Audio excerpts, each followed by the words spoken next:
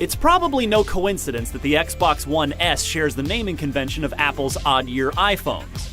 Both add useful but not upgrade-worthy features to the first-generation hardware they succeed. The most obvious improvement is that it's trimmed the fat from its bulky frame, but it's the new machine's addition of 4K Blu-ray and streaming playback, as well as high dynamic range support, that make the Xbox One S most appealing to home theater enthusiasts.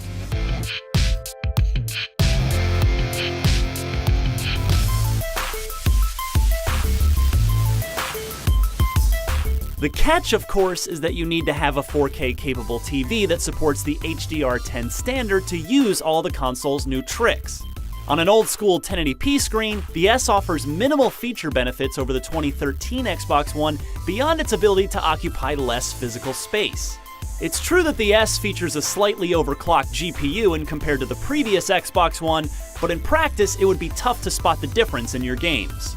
Right now, the real benefits are seen when playing an Ultra HD Blu-ray disc or streaming 4K movies or TV shows from the Netflix or YouTube apps. That native 4K content looks mighty nice. I wish I could show you the difference in this video, but we're stuck on older technology. In short, HDR makes bright colors appear brighter and dark colors darker, resulting in a more natural picture that made details pop. Sadly though, no HDR-capable games are available just yet. The console does at least upscale everything to 4K to avoid forcing the TV to display a non-native resolution, which can look bad. While it's better than nothing, I couldn't see any notable difference compared to running on an old-fashioned 1080p screen. Physically, the Xbox One S looks great. I'm happy for the new matte finish, which will likely spare me obvious and unavoidable scratching anytime I transport the console.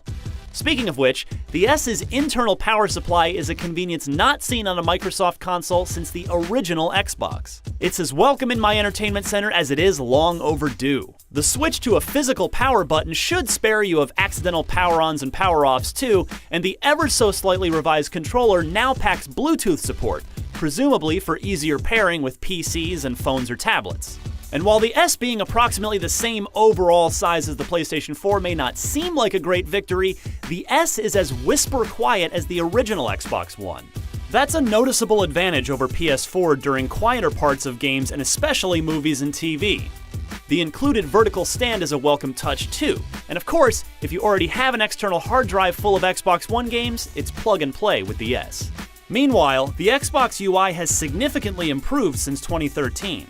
It's more logically laid out and convenient now, and I love how a double tap of the guide button brings up a 360-like quick menu that covers frequently used functionality. It's also much easier to manage your games and apps library. I still find almost everything but the homepage rather useless, however, and it could definitely be a lot zippier to load new screens. One final point.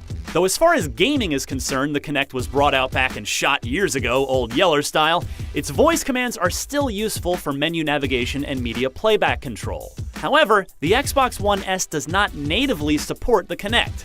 To use it, you have to get a clunky AC-powered USB adapter. If you're not upgrading from an original Xbox One, that'll cost you $40. Here's the problem with recommending the Xbox One S. It doesn't exist in a vacuum. It's a great all-around machine, and this is a welcome hardware refresh. Aesthetically speaking, it's the Xbox One we should have gotten in the first place. But with Microsoft promising the dramatically more powerful Project Scorpio in 15 months or less, and the PlayStation 4 Neo rumored to be even closer, there's only a small subset of gamers who should get one with no questions asked. If you don't already have an Xbox One and want to buy a console in the next 6 months, then Xbox One S makes a respectable case for itself. For more on all things Xbox, stick with IGN.